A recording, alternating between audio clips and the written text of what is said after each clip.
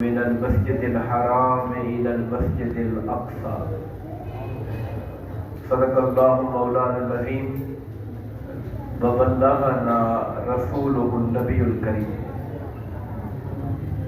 محترم و مکرم قابل احترام سامعین ذی احتشام، اللہ تبارک و تعالی کا بے پناہ فضل و احسان ہے اور ہمارے آقا کریم اور اللہ کے حبیب حضرت محمد مصطفیٰ صلی اللہ علیہ وآلہ وسلم کے نالین پاک کی خیرات ہیں. ہمیں اپنے گھر میں حاضر ہو کر اپنا اور اپنے پیارے حبیب کریم علیہ السلام کا ذکر مبارک سننے اور سنانے کی توفیق بخشی. دعا فرمائیں باری تعالی منتظمین کے انتظام کو اور ہم سب شرکاء کی شرکت کو اپنی بارگاہ عالیہ میں شرف قبولیت عطا فرمائے. میں دل کی گہرائیوں سے مسجد حاضہ کی انتظامیہ کو شعبہ حفظ اور تعلیم کے جو دیگر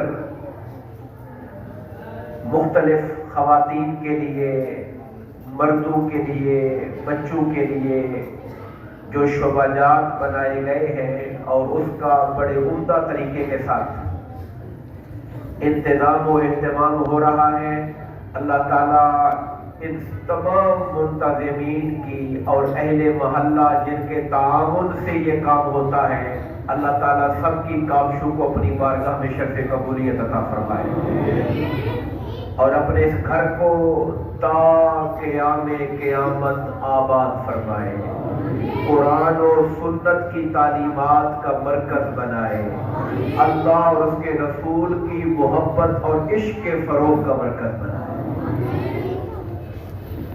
آپ کے سامنے چند طلباء نے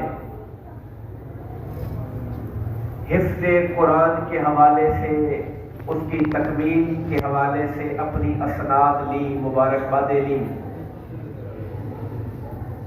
اس میں کوئی شک و شبہ نہیں کہ اس کائنات میں روئے زمین پر جو نعمتیں اللہ تعالیٰ نے ہمیں دی ہیں اور ہمارے پاس موجود ہیں، ان میں سب سے بڑی اور سب سے اعلیٰ نعمت قرآن مجید ہے. آج کی رات میں ہم جس معجزے کا بیان کرنے والے ہیں، معجزہ معراج کے معجزے کا نمبر بھی بعد میں آتا ہے. قرآن اس سے بھی بڑا معجزہ ہے جو اللہ نے امت مصطفیٰ کو عطا فرمایا ہوا ہے. دنیا کی کوئی کتاب، خواہ وہ پچھلے مذاہب میں اترنے والی انجیل ہو، زبور ہو، تورات ہو، یا دنیا کے علوم، قوانین، معاشرتی، سائنسی علوم کی کوئی کتاب ہو، کسی کتاب کو الف سے لے کر یا تک، پہلے پیج سے لے کر آخری پیج تک حفظ کرنے والا کوئی بندہ نہیں ملے گا. یہ قرآن کا اعجاز ہے. اللہ نے مومنوں کے سینوں کو قرآن کے لیے کھول دیا ہے اور سورہ المدثر میں یہ فرما کر کہ ہم نے اس قرآن کو وَلَقَدْ يَسَّرْنَا الْقُرْآنَ لِلذِّكْرِ فَهَلْ مِن مُدَّكِرٍ، ہم نے اس قرآن کو یاد کرنے کے لیے، سمجھنے کے لیے آسان بنا دیا ہے. تو ہے کوئی اس کو یاد کرنے والا؟ ہے کوئی اس کے علوم و معارف سے اپنے سینے کو بھرنے والا؟ تو گویا اللہ نے اس کو آسان بنایا اور اس بات کی دعوت دی. فَهَلْ مِن مُدَّكِرٍ، آپ ان الفاظ پہ غور فرمائیں. ہے کوئی یاد کرنے والا؟ ہے کوئی یاد کرنے والا؟ کتنے خوش نصیب ہوگی وہ روحیں جنہوں نے اللہ کی پکار پہ لبیک کہہ کر کہا ہوگا ہاں مولا ہم ہیں تیرے کلام کو یاد کرنے والے. مبارکباد ہے ان پیارے بچوں کے لیے، ان کے والدین کے لیے، ان کے خاندان کے لیے، رشتہ داروں کے لیے کہ رب کائنات نے ان کے سینوں کو نعمت قرآن کے لیے منتخب فرمایا ہے. اللہ نے انتخاب کیا، اللہ نے انتخاب کیا. معمولی بات نہیں ہے، ان سینوں کا اللہ نے اپنے کلام کے لیے انتخاب فرمایا. اب اگلی ذمہ داری ہمارے ان بچوں کی ہے. ہمارے ہاں صرف ون سائیڈڈ چلا جاتا ہے، ایک پہلو پر بات کی جاتی ہے، دوسرے پہلو کو ذکر نہیں کیا جاتا. یہ بات قرآن و سنت سے ثابت ہے. بہت سی احادیث پاک اس پر گواہ ہیں کہ جو قرآن مجید کو یاد کرنے والا ہے، مگر وہاں پہ لفظ حدیث پاک میں یہ آیا جس نے قرآن پاک کو پڑھا، یاد کیا اور جو کچھ قرآن میں ہے اس پر عمل کیا. یہ تین باتیں ہیں، پڑھا، یاد کیا، اس کے اندر شامل ہے. وَعَمِلَ بِمَا فِيهَا، اور جو قرآن میں ہے اس پر عمل کیا، اس سے کہا جائے گا جنت کی سیڑھیاں چڑھتا جا، قرآن پڑھتا جا، جنت کی سیڑھیاں چڑھتا جا، جہاں تیری تلاوت ختم ہوگی وہ تیرا مقام آ جائے گا وہاں.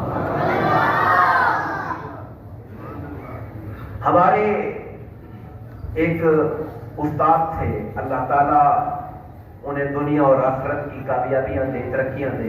فرمایا کرتے تھے حافظوں کی تین قسمیں ہوتی ہیں. کتنی قسمیں ہوتی ہیں؟ تین قسمیں. ایک ہوتے ہیں حافظ نامی، نام کے حافظ، خالی نام کے حافظ.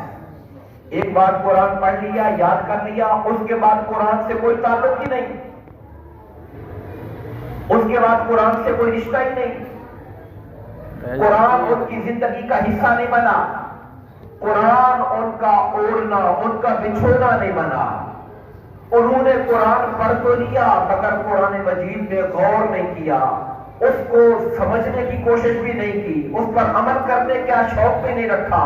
بس حفظ کیا تھا ایک بار، پھر دنیا کے دھندوں میں گم ہو گیا، دکانداری میں، کاروبار میں، دنیا داری میں قرآن کے ساتھ اس کا کوئی رشتہ نہ رہا. یہ حافظ نامی ہے، نام کے حافظ ہیں. ایک ہوتے ہیں حافظ رمضانی، حافظ رمضانی جن کو پورے سال میں صرف جب رمضان قریب آتا ہے پھر قرآن یاد آ جاتا ہے.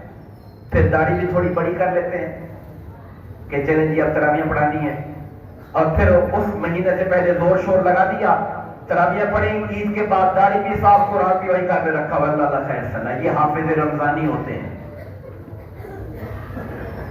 تیسری قسم ہوتی ہے جس کو کہتے ہیں حافظ رحمانی، جنہوں نے اللہ کی رضا کی خاطر قرآن کو پڑھا، اپنے رب کو راضی کرنے کے لیے، اللہ کے کلام کی عزت کی خاطر، اللہ کے کلام سے محبت کی خاطر، اللہ تعالیٰ کے کلام سے اپنے جو دل کا لگاؤ ہے اس کی خاطر، اور قرآن کو روزانہ زندگی کا حصہ رکھا. میں اپنے بیٹوں سے، بچوں سے یہ کہنا چاہوں گا، اور جو باقی پڑھ رہے ہیں اور پڑھنا چاہتے ہیں ان سے کہنا چاہوں گا، میرے آقا کی ایک حدیث پاک یاد رکھیے. سرکار نے فرمایا یہ جو قرآن ہے اس کی مثال ایسے ہے جیسے ایک اونٹ ہوتا ہے. اگر اس اونٹ کو نکیل ڈال کے رسی پکڑ کے رکھا جائے تو آپ کے پاس رہتا ہے، ورنہ کہیں اور منہ کر کے چلا جاتا ہے. یہ حدیث پاک کا مفہوم عرض کر رہا ہوں. تو قرآن آپ کے پاس تب رہے گا جب آپ قرآن سے جڑ کے رہیں گے. آپ نے ایک بار یاد کر لیا، مبارکباد، لیکن چاہتے ہیں کہ جب دنیا سے جائے تو قرآن قبر میں بھی آپ کے سینے کے اندر جائے. تو زندگی بھر قرآن کے ساتھ تعلق رکھنا ہوگا. ہر روز قرآن کی تلاوت ہونی چاہیے، اپنی منزل، اپنا پارا ہر روز قرآن کا پڑھیں تاکہ قرآن ہمیشہ یاد رہے آپ. اور اس سلسلے میں آخری بات کہہ کر پھر ہم معراج کی طرف آتے ہیں. یاد رکھیں یہ قرآن کیا ہے؟ قرآن کیا ہے؟ قرآن مجید کہاں سے ہمارے پاس آیا ہے؟ قرآن کا سفر دیکھو، قرآن کا مقام دیکھو.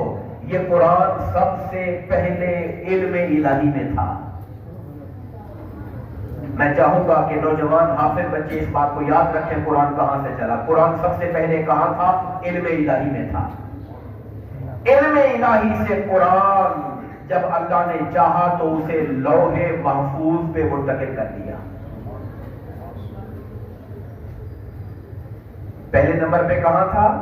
بولیے علم الہی. پھر اللہ نے کہاں منتقل کر دیا؟ لوح محفوظ. پھر جب میرے آقا کی نبوت کے اعلان کا زمانہ قریب آیا، خدا نے قرآن کو لوح محفوظ سے آسمان اول پر بیت المعمور پہ منتقل کر دیا. بیت المعمور. کچھ لوگ سوچیں گے یہ بیت المعمور کیا ہے؟ خانہ کعبہ کے اوپر عین آسمانوں کا ایک کعبہ ہے. یہ زمین کا کعبہ ہے پکا والا، اس کے عین اوپر پہلے آسمان پر ایک کعبہ ہے، اس کا نام ہے بیت المعمور. اللہ نے قرآن کو لوح محفوظ سے وہاں رکھ دیا. پھر جب میرے آقا غار حرا کے اندر خلوتوں میں جلوہ گر تھے، اللہ کے حکم پر، حکم خدا پر جبرائیل امین نے اقرأ بسم ربک الذی خلق خلق الانسان من علق اقرأ وربک الاکرم الذی علم بالقلم علم الانسان ما لم یعلم. اللہ نے حکم دیا یہ آیتیں اٹھاؤ جبرائیل، یہ آیتیں اٹھاؤ، غار حرا میں جاؤ، میرے مصطفیٰ کے قلب پہ اثر پہ اتار کے آ جاؤ.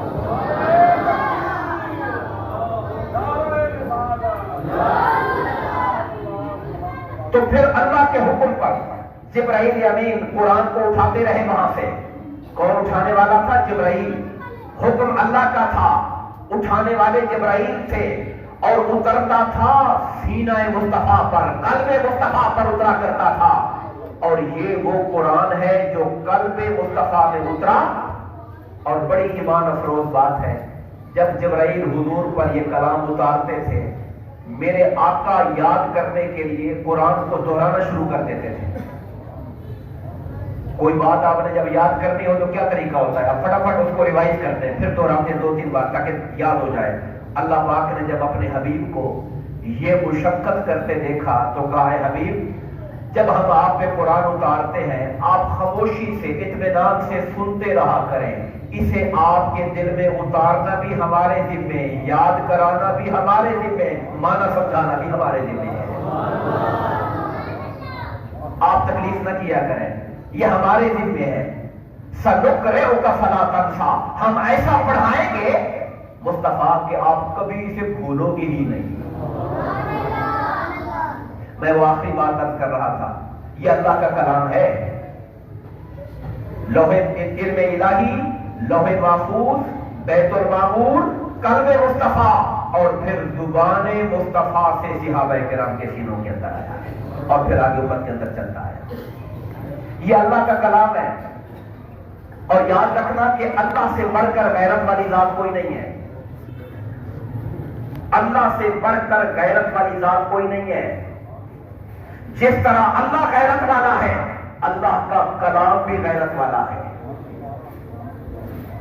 میں یہ غیرت کس معنی میں کہہ رہا ہوں؟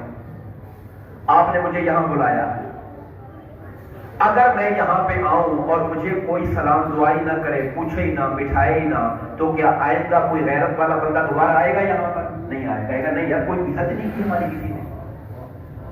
یہ اللہ کا کلام ہے، سب سے غیرت والا کلام ہے. جو قرآن سے محبت نہیں کرتا، جو قرآن کی عزت نہیں کرتا، قرآن اس کے سینے میں کبھی نہیں ٹھہرتا، چلا جاتا ہے قرآن وہاں سے. اس لیے بچوں، نوجوانوں، اپنے اس قرآن کی عظمت کو جانیں اپنے دل کے اندر، اور قرآن سے محبت اور پیار کریں تاکہ قرآن آپ کے دل میں پیار کے ساتھ، محبت کے ساتھ رکھ جائے اور آپ کے سینے کو اپنا گھر بنا لے قرآن. میں ایک بار پھر دعا گو ہوں ان بچوں کے لیے، مزید پڑھنے والوں کے لیے، اور پوری دنیا میں میرے آقا کے غلام حضور کے یہ مدنی منع بچے جو پڑھ رہے ہیں، اللہ تعالیٰ ان کو سلامتیاں عطا فرمائے اور دین کی خدمت کا ان کو شوق عطا فرمائے. العالمین وما علینا الا البلاغ المبین۔ آج ایسے میں چند باتیں آپ کے سامنے رکھوں گا۔ آپ لوگ تھک تو نہیں گئے ہیں؟ اگر چاہتے ہیں تو اس کو سمیٹ دیتے ہیں بات کی ٹھیک۔ نعرہ تکبیر، نعرہ رسالہ، نعرہ رسالہ، معراج شریف علماء اہل سنی، درود پاک پڑھیے۔ اللہم صلی علی سیدنا مولانا محمد وعلی آل سیدنا مولانا محمد وبارک وسلم۔ اللہ تعالیٰ نے حضور نبی کریم علیہ السلام کو جو معجزات عطا فرمائے ان میں سے ایک معجزہ معراج النبی صلی اللہ علیہ وسلم ہے۔ پہلی بات تو یہ سمجھیں کہ معجزہ کسے کہتے ہیں؟ معجزہ کیا ہوتا ہے؟ ہمارے ہاں آج کل لوگ اس کا غلط استعمال کرتے ہیں، عام باتوں کہتے ہیں معجزہ ہو گیا، کوئی بس کا ایکسیڈنٹ ہوا، کوئی سارے زخمی ہوئے، کوئی ایک بچہ، کوئی چھوٹا کوئی بڑا کوئی بچ گیا، کہتے ہیں معجزہ ہو گیا، بچہ بچ گیا۔ اس کو معجزہ نہیں کہتے، یہ اللہ تعالیٰ کی قدرت، اس کی شان کا اظہار ہے۔ معجزہ کیا ہوتا ہے؟ وہ نبی کی نبوت کی صداقت کے لیے، نبی کی نبوت کی صداقت کے لیے، ان کی شان اور مقام کو ظاہر کرنے کے لیے اللہ نبی کے ہاتھ پر ایسا کام ظاہر کرتا ہے جو انسانی عقل کی سمجھ میں نہیں آتا، اسے معجزہ کہتے ہیں، اسے معجزہ کہتے ہیں۔ زیادہ وقت میں اس طرف نہیں جاتا، ویسے چار چیزیں ہوتی ہیں جو عقل سے ماورا ہوتی ہیں۔ ایک کو معجزہ کہتے ہیں، ایک کو کرامت کہتے ہیں، ایک کو ارہاس کہتے ہیں، اور ایک کو استدراج کہتے ہیں۔ جو دلچسپی رکھتے ہیں میں نے چار نام بتا دیے، آپ اس پہ غور کریں گے یا آگے کسی موقع پر پڑھیں گے تو آپ کو معلوم ہو جائے گا کہ یہ کیا چیز ہے۔ معجزے کا تعلق نبی کے ساتھ ہوتا ہے، بس یہ بات یاد رکھیں۔ معجزہ ولی کے لیے نہیں ہوتا، ولی کے لیے کرامت ہوتی ہے، ولی کے لیے کرامت ہوتی ہے۔ معجزے کا تعلق نبی کے ساتھ ہوتا ہے، اور وہ نبی کی زندگی میں نبی کی نبوت کی صداقت اور دلیل بن کر اللہ ظاہر فرماتا ہے، جس سے عقل والوں کی عقلیں دنگ رہ جاتی ہیں کہ یہ کیسے ہو گیا، مگر نظر آتا ہے کہ ایسے ہو چکا ہے۔ مثال کے طور پر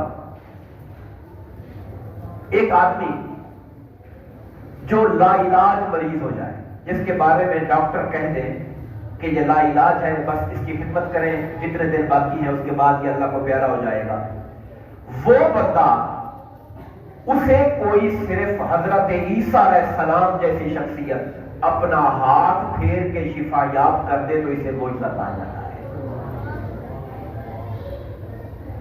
اور یہ تو چلو مریض تھا، شفا یاب ہو گیا۔ ایک آدمی جو مر چکا، قبر میں دفن ہو چکا، دفن ہوئے کئی سال گزر گئے، وہاں پہ اللہ کا نبی کھڑا ہو کر کہے قم باذن اللہ، قبر والے اللہ کے حکم سے کھڑا ہو جا، اور مردہ قبر سے کھڑا ہو جا، اسے معجزہ کہا جاتا ہے۔ اس کو معجزہ کہتے ہیں۔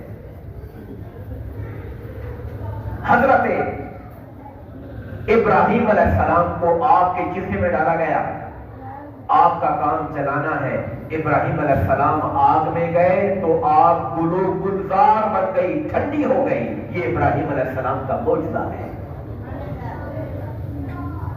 میں اپنے آقا کی ذات کی طرف اگر آؤں، سرکار کی زندگی کا لمحہ لمحہ اللہ تعالیٰ نے جس طرح تمام صفات باقی جتنے انبیاء کو دی، بانٹ بانٹ کر ان کو جب اکٹھا کیا تو پیکر مصطفیٰ بنا دیا، اسی طرح اللہ نے جتنے معجزات باقی انبیاء کو دیے، ان سب سے بھی بڑھ کر اکیلے میرے آپ کے آقا محمد مصطفیٰ کو عطا فرمایا۔ آپ کو یہ نظر آئے گا، ابو جہل اپنی ہاتھ کے اندر मुट्ठी में कंकरियां बंद करके आता है और आके पूछता है कि ऐ मोहम्मद सल्लल्लाहु अलैहि वसल्लम, आप कहते हो मैं अल्लाह का नबी हूं, और नबी वो होता है जो गैब की बात जानता हो।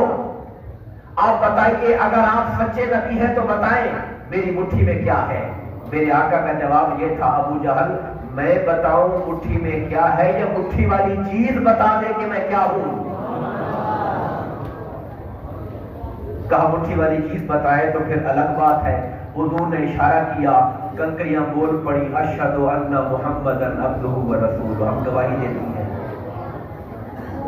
ये आका का मोजज़ा भी था और हुजूर की अल्लाह की तरफ से दी गई कुदरत और ताकत का इजहार भी था। मक्का शरीफ में अल्लाह ताला ने अभी उम्रे की सादत बख्शी थी, मैं वहां पे हाजिर हुआ। जब आप बर्मा वाली साइड से निकलकर, जहां हुजूर आका करीम अलैहिस्सलाम का घर अनवर है, जहां लाइब्रेरी है, उससे आगे जाते हैं, एक मस्जिद जिन है, वो तो हर कोई जानता है। वहां एक मस्जिद शजरा है, मस्जिद शजरा। शजरा का बना होता है दरख्त, शजरा अरब में कहते हैं दरख्त को। वो मस्जिद शजरा है। वो क्या है, शजरा क्या है? आका इमानदार उस मौके, एक मौके पर वहां पर थे। एक आदमी आया, कहा आप अल्लाह के नबी हैं। आप कहते हैं मैं अल्लाह का नबी हूं, अगर नबी हैं तो गवाही दिलवाएं, आपकी गवाही दे। फरमाया किस बात से, किससे गवाही मांगते हो? कहने लगा वो सामने वाला खजूर का दरख्त अगर गवाही दे दे मैं मान जाऊंगा आप अल्लाह के नबी हैं। सरकार ने कहा जाओ उसको पैगाम दो, तुझे अल्लाह के नबी बुला रहे हैं। ये पैगाम जाता है, दरख्त अपनी जड़ें चीरता है, इधर झुकता है उधर झुकता है, जड़ें चीरता हुआ कदमैन मुस्तफा पे आकर गवाही देता है कि अल्लाह ने आपको रसूल बना के भेजा। फिर हुक्म मुस्तफा से वापस चला जाता है। उस मोजज़े की याद में मस्जिद शजरा बनी हुई है। मैं आपको जब की मिसालें दे रहा हूं। हजरत अली मुर्तजा रज़ी अल्लाह तआला अन्हु, हुजूर ने कहीं काम भेजा हुआ था, वापस आए तो नमाज असर की जमात हो चुकी थी।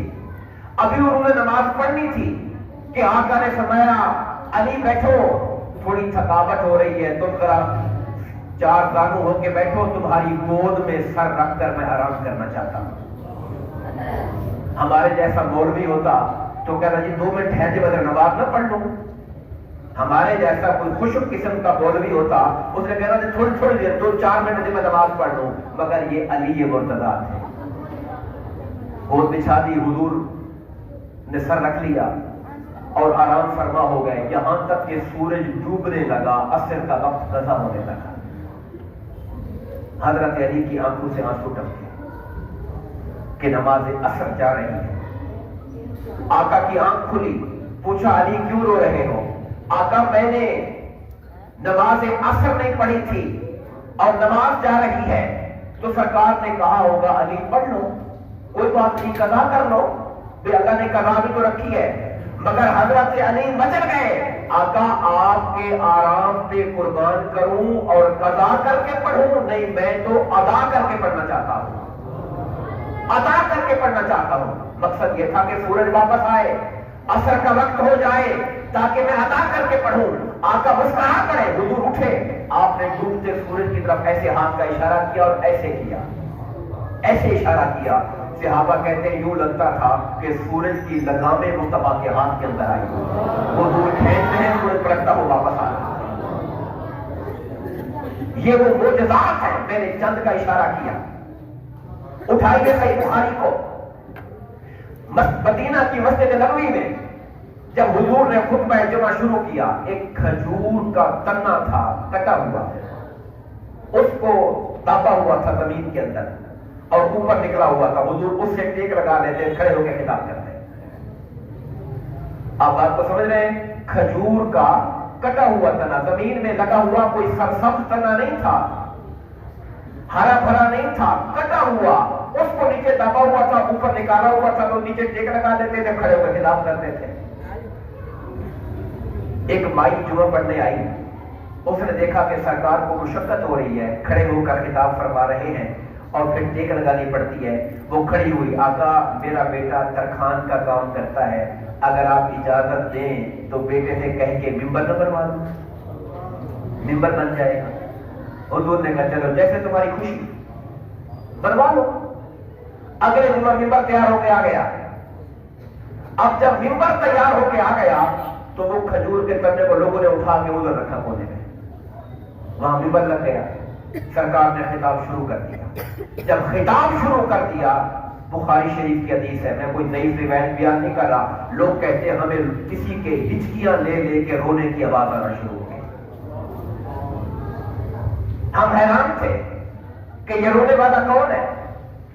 کوئی آقا نے رونے والی بات نہیں کی, کوئی رونے کا ماحول نہیں ہے. یہ ہچکیاں لے لے کے کون رو رہا ہے. جب اس کے رونے کی گریا کی آواز بلند ہوئی, سرکار نے خطاب روک دیا. فرمایا تم جانتے ہو کون رو رہا ہے؟ انہوں نے کہا کہ کون رو رہا ہے؟ کہا یہ کھجور کا تنا رو رہا ہے. جانتے ہو کیوں رو رہا ہے؟ یہ ہمارے ہجر و فراق میں رو رہا ہے. اس کو ہر جمعہ میرے آقا کے جسم اطہر کا مس ملتا تھا, حضور کا قرب ملتا تھا, حضور ٹیک لگاتے تھے. اس کی روح کی غذا بن گئی تھی. آج جب اس کو آقا کا قرب نہیں ملا, یہ فراق مصطفیٰ میں تڑپ رہا ہے. اور یاد رکھو, جو فراق مصطفیٰ میں تڑپ رہا ہو, آقا نے ممبر چھوڑا, آگے چلے گئے اور کھجور کے تنے کو جا کے مصطفیٰ نے اپنی باہوں میں لے لیا. اور حدیث کے الفاظ ہیں, وہ ایسے ہچکیاں لے لے کے چپ ہوا جیسے بچہ ماں کی گود میں آ کے ہچکیاں لے لے کے چپ ہو جاتا ہے. جب کوئی بچہ بہت رو رہا ہو نا, بہت زیادہ, جب اسے ماں پیار بھی کرے تب بھی اچانک چپ نہیں ہوتا, ایسا ایسا ہچکیاں بھر بھر کے چپ ہوتا ہے. آقا کی سینے سے لگ کر ہچکیاں بھر بھر کے چپ ہوا. اور حضور نے فرمایا اگر میں اس کو سینے سے نہ لگاتا, خدا کی قسم یہ قیامت تک روتا رہتا, یہ قیامت تک روتا رہتا. آقا نے کھجور کے تنے سے کہا اگر تو چاہے تو میں تجھے یہاں پہ جوان کر دوں, تجھے جوان کر دوں. اگر تو چاہے میں تجھے جنت میں لگا دیتا ہوں جہاں نبی اور اولیاء تیرا پھل کھایا کریں گے. قربان جائیں اس کھجور کے تنے پر.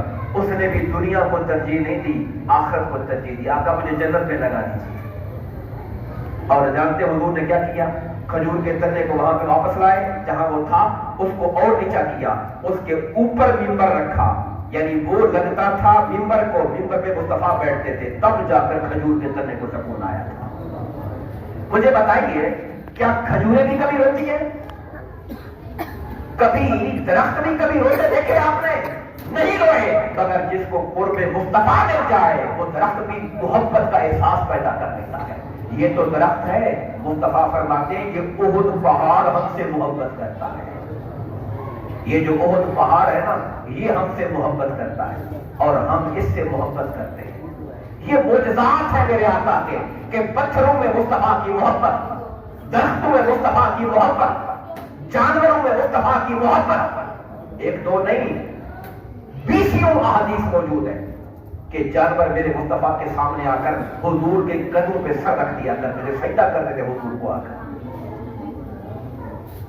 درخت, پتھر, کنکریاں. صحابہ کرام کہتے ہیں جب حضور لقمہ توڑتے تھے, کھانے کے لیے لقمہ توڑتے تھے, ہاتھ کے توڑنے سے لے کر منہ کے جانے تک ہم لقمے کی تسبیح سنتے تھے. مولا تیرا شکر ہے مصطفیٰ کا نوالا بنا دیا ہے, تیرا شکر ہے مولا تو نے حضور کا نوالا بنا دیا ہے.